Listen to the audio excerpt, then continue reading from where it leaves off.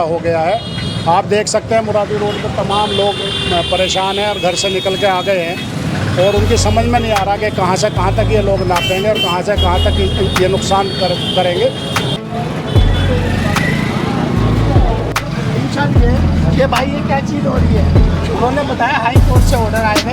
High court में से कोई भी नहीं का अड़ंगी डाल सकता।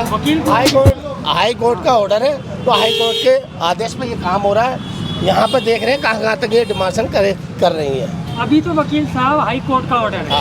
इससे पहले यहाँ पर कुछ लोग जो स्टे लेकर आ रहे थे, उन लोगों के बारे में किसी टाइम पे आपने कदम उठाया? देखो, कदम तो हमारी ये मोइन ओखला पंचायत की जो चल रही है, आपसे थोड़ी चल रही है।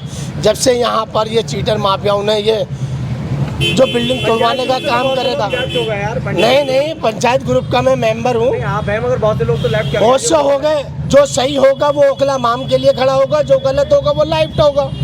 सीधी सी बात है।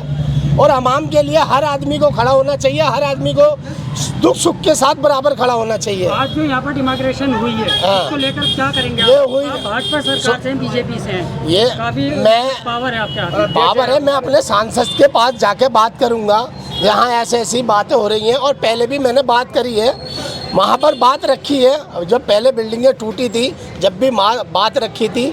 रही दूसरी बात, कोर्ट न्याय के सामने कोर्ट का काम कोर्ट से ही होगा, कानून का काम कानून से होगा। अगर ये सरकारी अधिकारी अपने मर्जी से करते हैं तो हम अपने पार्टी साथी। वकील साहब, हाँ, पब्लिक बहुत सीधी सादी जनता है जानवी नगर ओखला की, मैं इतना मानता हूँ, ठीक है ना। उनको कोई ना कोई तो चाहिए। जैसे आप भाजपा से हैं, महमूद भाई आप से हैं, दानिश भाई जो हैं वो कांग्रेस से हैं। आप लोग उनको सपोर्ट में लाएंगे तभी तो ये लोग भी वोट जाएंगे। मैं आपको एक बात बता दूं, जैसे मुझे पता लगी मैं तुरंत यहाँ आन के खड़ा हुआ। और पहले भी यहाँ पे जब बिल्डिंग तोड़ी गई थी वहाँ भी सबसे पहले खड़ा हुआ और आज भी खड़ा हुआ हूँ मैं। रही दूसरी बात, पूरी जानकारी ले लें ये क्या हो रहा है, क्या नहीं हो रहा है। पूरी जानकारी के बाद उसके ऊपर काम भी करेंगे। अगर हमें कोर्ट भी जाना पड़ा तो कोर्ट भी जाएंगे। अगर सरकार के अधिकारियों के, अपने सांसद, अपने मंत्रियों के पास भी जाना होगा तो वहाँ भी जाएंगे। अपनी पुकार तो लगाएंगे। आवाम का सुख दुख के लिए हम अपनी सरकार से गुहार नहीं लगाएंगे तो किससे लगाएंगे? यहाँ पर जो जनता खड़ी है, हमने देखा अभी सबके चेहरे उतरे हुए हैं, डरे हैं ये सब। अच्छा, तो उनका सबसे पहले तो मैं आपको बता दूं, आपका भी घर है, मेरा भी घर है, सभी भाइयों का घर है।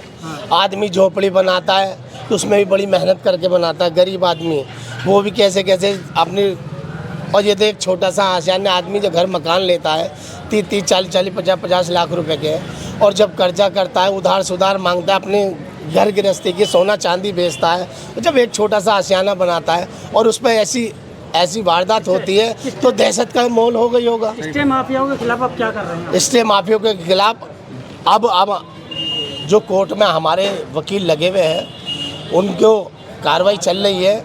और अभी देखा नहीं आपने स्टे माफिया को, पर एक स्टे माफिया को परसों माचो को जेल में प्रशासन ने बंद करा। उस पर 67 मुकदमे हैं और इससे बहुत जल्दी खुलासा भी करूँगा मैं आपको। वहाँ से पूरा रिकॉर्ड मंगा के ना 67 मुकदमे उसके खिलाफ। उसका काम क्या है, लोगों की वीडियो बना के ले जाना और मीडिया में चलवाना। बाकी स्टे माफिया के खिलाफ आप क्या कर रहे हैं? स्टे माफिया के खिलाफ कानूनी कार्रवाई करेंगे। कब तक होगा सर ये?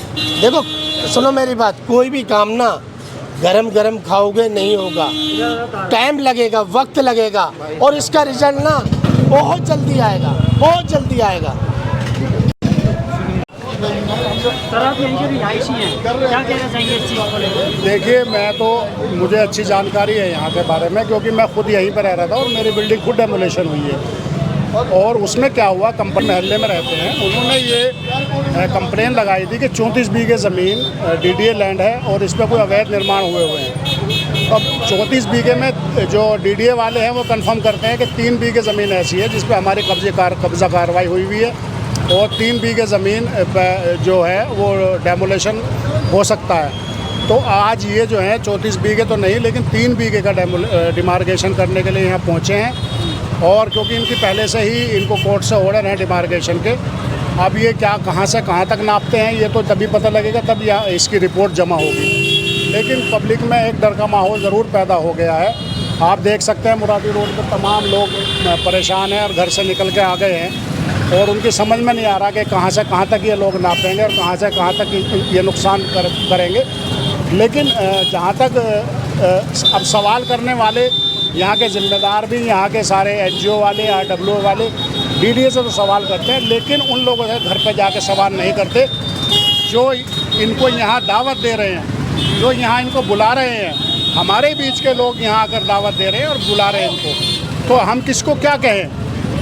अब जबकि ये कंप्लेनेंट जो है यहाँ का, वो खुद DDA की लैंड में रह रहा है। शायद उसको अंदाज़ा नहीं था कि कब्र दूसरे के लिए खोदेगा तो वो खुद भी गिरेगा, लोगों को बर्बाद करेगा तो खुद भी होगा।